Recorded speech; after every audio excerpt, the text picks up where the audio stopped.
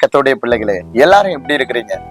அநேக பிள்ளைகளை என்கிட்ட கேக்குறீங்க, பாஸ்டர் என்னுடைய அழைப்பு என்ன? எனக்கு ஏசப்பாவுடைய காலிங் இருக்கா? தரிசனம் என்ன? எனக்கு ஏசப்பா என்ன பேச விரும்புறாரு கூட? நல்லா கவனிச்சு கொள்ளுங்க. முதல்ல உங்களுக்கு அழைப்பு இருக்கா, காலிங் இருக்கான்றதை விட முதல்ல நீங்க அந்த அழைப்பையும் அதுக்கு ஒத்த பார்வைகளையும் நீங்க தெரிந்து கொள்ளணும். இன்னைக்கு முதல்ல 5 விதமான அழைப்புகள் இருக்கு. எத்தனை விதமான அழைப்பு? 5 விதமான அழைப்பு. ரெண்டாவது, அந்த 5 விதமான அழைப்புக்கு ஒத்த 5 விதமான பார்வைகள் இருக்கு. நீங்க எபேசியர்களது நிருபம் 4வது அதிகாரம் 13வது வசனத்தை எடுத்து படிச்சீங்கன்னா அங்க பவுல் எக்ஸ்பிளைன் பண்றாரு. நல்லா கவனிங்க.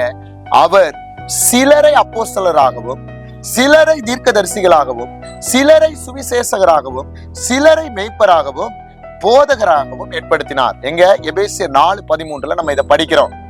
அதே போல இந்த 5 விதமான அழைப்புக்கும் 5 விதமான பார்வைகள் இருக்கு. எப்படி? 5 விதமான அழைப்பை நம்ம பார்க்கிறோம். அப்போஸ்தலர், அடுத்து யாரு? தீர்க்கதரிசிகள், சுவிசேஷகர், மேய்ப்பன், அதுக்கடுத்து போதகன். இந்த 5 விதமான பாருங்க அழைப்புகளும் 5 விதமான பார்வைகள், அந்த கண்ணோட்டங்கள் இருக்கும். இந்த ஒரு பார்வையும் ஒன்னோட மிங்கிள் ஆகாது. அப்படின்னா ஒவ்வொரு அழைப்பும் ஒண்ணுக்கு ஒண்ணா என்ன செய்யாது? மிங்கிள் ஆகாது. ஆனா இந்த 5 பார்வைகளும் எதோட தான் ஒத்து போகும்? பாருங்க, 5 அழைப்புகளோட ஒத்து போகும். அத நீங்க நல்லா கவனிக்கணும். பாருங்க, இத நம்ம தடுமாற கூடாதுன்னு சொல்லித்தான் பேதுரு எழுதுவார். எப்படின்னா 2 பேதுரு 1:10 அவர் அழகா எழுதுவாரு. ஆகையால் சகோதரரே, உங்கள் அழைப்பையும் தெரிந்து கொள்ளுதலையும் உறுதியாக்கும்படி ஜாக்கிரதையா இருங்கள். இவைகளை செய்தால் நீங்கள் ஒரு காலும் இடறி விழுவதில்லை. அப்படின்னா ஏன் பேதுரு இதை எழுதுறாருன்னா, 5 வித அழைப்பு இருக்கு. இவன் நாளைக்கு மாறி மாறி என்ன செஞ்சிடக்கூடாது? ஒரு அழைப்புல பிரயாணம் பண்ணிடக்கூடாது. அவனுக்கு கர்த்தர் என்ன பிடிச்சிருக்க பாருங்க, பிடிச்சாரோ, என்ன கொடுத்திருக்கிறாரோ அதுல ஓடணும். அதுக்குத்தான் இங்க 2 பேதுரு 1:10 அவர் தெளிவா எழுதுறார்.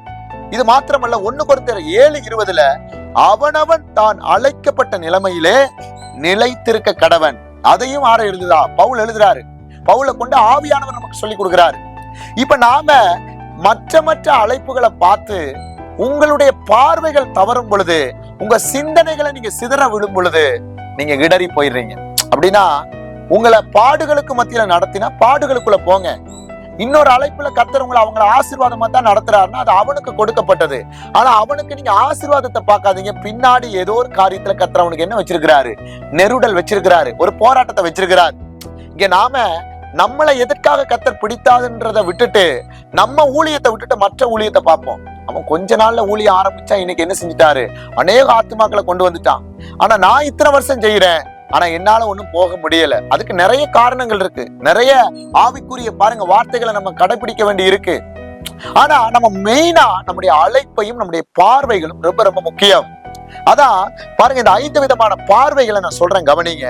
முதல் அப்போஸ்தலனுடைய பார்வை, 2வது தீர்க்க தரிசன பார்வை, 3வது சுவிசேஷகனுடைய பார்வை, 4வது மேய்ப்பனுடைய பார்வை, 5வது நல்லா கவனிச்சு கொள்ளுங்க போதகனுடைய பார்வை. இத்தனை பார்வைகளும் ஒண்ணு வேறுபட்டு இருக்கும். நீங்க தீர்க்கதரிசி தீர்க்கதரிசியோட தான் பிரயாணம் பண்ண முடியும்.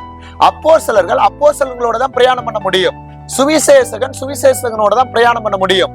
மேய்ப்பன் மேய்ப்பனோட, போதகன் போதகனோட. இப்ப நீங்க மாறி மாறி மிங்கிலாகும் பொழுதுதான் நீங்க உங்க இடத்தை விட்டு அவங்களோட இடத்துல போகும்பொழுது, அவங்க தங்களுடைய இடத்தை விட்டு உங்கள் இடத்துல வரும் பொழுது நீங்க ஆண்டரை விட்டு பின்வாங்கி போயிடுறீங்க. அதனாலதான் இடறி போயிடுறீங்க. அதுக்கு தான் 2 பேதுரு 1:10 தெளிவா எழுதுறாரு. இடறி போகாதீங்க. அவனவன் நிலைத்திருக்கிற இடத்துல என்ன செய்யுங்க? நிலைத்திருங்க. அதான் நல்லா கவனிங்க. அப்போஸ்தலருடைய பார்வையில எப்படி எல்லாம் இருக்குன்னா, நான் சில வசனங்களை சொல்றேன், நீங்க நோட் பண்ணிக்கொள்ளுங்க. 2 கொரிந்தியர் 11 பாருங்க 28. இவை முதலானவைகளை அல்லாமல் எல்லா சபைகளை குறித்தும் உண்டாயிருக்கிற கவலை என்னை நாள்தோறும் நெருக்குகிறதா. அப்படின்னா இன்னைக்கு அப்போஸ்தலர்கள் ஒரு முதிர்ந்தவர்கள். அப்படின்னா எல்லா அழைப்புலையும் தேறினவர்கள். அவர்களுடைய வைராக்கியம், அந்த பாரம் எல்லாம் சபை இல்லாத இடத்துல சபையை நிறுவணும். அதுபோல அந்த அத்தனை 5 விதமான அழைப்புகளுடைய பாருங்க அவ்வளவு குணாதிசயங்களும் அவங்கள்ட்ட இருக்கும். அவங்க முதிர்ச்சி உள்ளவர்கள், அதான் அப்போஸ்தலர்கள். அடுத்தது நல்லா கவனிங்க. அதுலயே 1 தீமோத்தேயு நல்லா கவனிச்சு கொள்ளுங்க 2:7 நீங்க எடுத்து படிச்சு பாருங்க வீட்டுல. அடுத்தது 2வது தீர்க்க தரிசன பார்வை, அதான் 1 கொரிந்தியர் 14:1 அன்பை நாடுங்கள், ஞான வரங்களை விரும்புங்கள், விசேஷித்தமாய் தீர்க்க தரிசன வரத்தை விரும்புங்கள். பாருங்க நல்லா கவனிங்க. 1 கொரிந்தியர் 14:1 இது ஒரு ஊழியர்கள் தடுமாறும் பொழுது, ஒரு சபை தடுமாறும் பொழுது, நீங்கள் கர்த்தருடைய வாயா இருந்து, கர்த்தருடைய பாருங்க ஒரு ஊழியக்காரனாய் தீர்க்கதரிசியாய் இருந்து அவர்களை எச்சரிக்கிறதான் தீர்க்க தரிசன பார்வை. அந்த தீர்க்க தரிசன பார்வை வருகையை குறித்தும் பிரசங்கிப்பீங்க, எச்சரிப்பீங்க. முதல்ல அந்த தீர்க்க தரிசன வரங்கள்னா என்ன, தீர்க்க தரிசன பார்வைனா கர்த்தர் உங்களுக்கு வெளிப்படுத்துறத சபையின் பக்தி விருத்துக்காக, கர்த்தருடைய வருகைக்காக ஆயத்தப்படுத்துறதா என்ன தீர்க்க தரிசன பார்வை. மூன்றாவது சுவிசேஷகனுடைய பார்வை. 1 கொரிந்தியர் பாருங்க 9:16 பாருங்க, சுவிசேஷகத்தை நான் பிரசங்கித்து வந்தும் மேன்மை பாராட்ட எனக்கு இடமில்லை, அது என்மேல் விழுந்த கடமையா இருக்கிறது. சுவிசேஷத்தை நான் பிரசங்கியாதிருந்தால் எனக்கு ஐயோ. இந்த சுவிசேஷனுடைய பாரம் எப்படின்னா, உலகம் முழுவதும் அழிந்து போகிற ஜனங்கள் எல்லாவரையும் என்ன செய்யணும், ஏசப்பாவுடைய அன்பை சொல்லி அவர்களிடத்துல ரட்சிப்பை பாருங்க உள்ள விதைக்கிறதா யாருடைய பார்வை? நல்லா கவனிங்க, இந்த சுவிசேஷகனுடைய பார்வை. மேய்ப்பனுடைய பார்வை, அந்த சுவிசேஷகன் விதைத்து யாரெல்லாம் மேய்ப்பன்ட்ட கொண்டு வர்றாங்களோ அவர்களை சத்தியத்துக்குள்ள நடத்துகிறது தான் அந்த மேய்ப்பனுடைய பார்வை. அதான் 2 தீமோத்தேயு 4:2, யோவான் 10:4, யோவான் 10:14. இதை எடுத்து நீங்க வீட்டை படிச்சு பாத்தீங்கன்னு சொன்னா அங்க மேய்ப்பனுடைய குணாதிசயம் என்னன்றதை பாக்குறீங்க. அதுபோல போதகனுடைய பார்வையில வந்தீங்கன்னா அவன் சகலத்தையும் போதிக்கிறவனாய், வேதத்தில் இருக்கிற வெளிச்சங்களை எடுத்து காட்டுகிறவனாய், சகல குணாதிசயத்தை உடையவனாய் இருக்கணும். அதைத்தான் 2 தீமோத்தேயு 2:15, 1 தீமோத்தேயு 4:12, 1 தீமோத்தேயு 4:13. இதை நீங்க படிச்சு பாத்தீங்கன்னா அங்க மேய்ப்பனுடைய பார்வை எப்படி இருக்குன்னு பார்க்கலாம். அப்ப நல்லா கவனிச்சுக்கொள்ளுங்க, 5 விதமான அழைப்புகள், 5 விதமான பார்வைகள். இந்த பார்வைகள்லையும் இந்த அழைப்புலையும் உங்களுக்கு எதை கர்த்தர் நெருக்கி ஏவுறாரோ அதுல நீங்க ஓடும் பொழுதுதான் கர்த்தர் உங்களை கொண்டு பெரிய காரியத்தை செய்ய முடியும். நம்முடைய பார்வை விட்டு, நம்முடைய அழைப்பை விட்டு மற்ற பார்வையோ மற்ற அழைப்பையோ பார்க்கும் பொழுது நீங்க இடறி போயிருவீங்க. அதனாலதான் ஒரு வார்த்தை சொல்லுது 1 கொரிந்தியர் 7:21, நீ அடிமையாய் அழைக்கப்பட்டிருந்தால், அப்படின்னா ஒரு ஸ்தாபனத்துக்கு கீழே தான் உன் தரிசனம் ஓடுதுன்னா அதுல ஓடு. அதே போல நீ சுயாதீனமான விடுதலையாய் உனக்கு தரிசனத்தை அழைப்ப கொடுத்தா நீ தொடர்ந்து ஓடு. ஆனா எந்த அழைப்புல நம்ம பிரயாணம் பண்ணாலும், எந்த பார்வையை நம்ம பார்த்தாலும் ஒன்னே ஒண்ணு நீங்க புரிஞ்சுக்கொள்ளணும், என்னன்னா எல்லாம் ஆண்டுடைய வருகைக்கு ஜனங்களை ஆயத்தப்படுத்துறது. எல்லாம் ஆண்டுடைய வருகைக்கு நம்ம ஆயத்தப்படுத்தி கொண்டே அவருடைய கரத்துல ஒப்பு கொடுக்கிறதுக்கு தான் நம்ம வெவ்வேறு அழைப்புகளாய் வெவ்வேறு பார்வைகள்ல நம்ம என்ன செய்யறோம், வேறு பிரிக்கப்படுறமே ஒழிய, ஆனா ஒவ்வொரு பார்வைகளும் கர்த்தருடைய பார்வையில விலை மதிப்புள்ளது. யாரையும் யாரும் அற்பமா எண்ணக்கூடாது, யாரையும் யாரும் பிரித்து பேசக்கூடாது. ஏன்னா எல்லாரும் கிறிஸ்துவுக்குள்ளதான் நம்ம போறோம். ஆனால் நம்ம அவர்களோட என்ன செய்ய முடியாது, தொடர்ந்து பிரயாணம் பண்ண முடியாதே ஒழிய, நாம நம்முடைய லைன்ல தான் போக முடியுமே ஒழிய, ஆனால் நம்முடைய அழைப்பை விட்டுறக்கூடாது. அதனால இன்னைக்கு பாஸ்டர் எனக்கு அழைப்பு இருக்கா, எனக்கு தரிசனம் இருக்கா அப்படின்றத விட நீங்க இதுல எந்த பார்வையில கர்த்தர் உங்களை நெருக்கி ஏவுறார். இன்னைக்கு பாடகர் ஒர்ஷிப் எல்லாம் இந்த 5 விதமான அழைப்புகள்லையும் இருக்கு. அது ஒரு அழைப்பு அல்ல, அது ஒரு கிருபை, அது ஒரு வரம். ஆனா அழைப்புன்றது இந்த 5 விதமானதுதான். இதுல உங்களை கர்த்தர் எதுல நெருக்கி ஏவுறாரோ அதை பிக்கப் பண்ணுங்க. அதை நீங்க என்ன செய்யுங்க, தேவனோட இருந்து திட்டத்தை கேட்டு நீங்க முன்னேறி போங்க. மற்றவங்க அழைப்பை பார்க்காதீங்க, மற்றவங்க பார்வையை பார்க்காதீங்க. கர்த்தருக்கு முன்னாடி உங்களை ஒப்பு கொடுங்க. கர்த்தர் நிச்சயமா உங்களை நடத்த வல்லமை உள்ளவரா இருக்கிறாரு. அப்ப நான் இன்னைக்கு என்ன சொல்லி கொடுத்திருக்கிறேன், 5 விதமான அழைப்புகளும் 5 விதமான பார்வைகளும். என் மூலமாய் ஆவியானவர் உங்கள்ட்ட அதை பேசுறாரு. அப்ப நான் உங்களுக்கு வசனங்கள் சொல்லியிருக்கிறேன், எல்லா வசனத்தையும் நீங்க பாருங்க. திரும்பவும் அந்த வசனத்தை ஒருக்கா சொல்றேன்.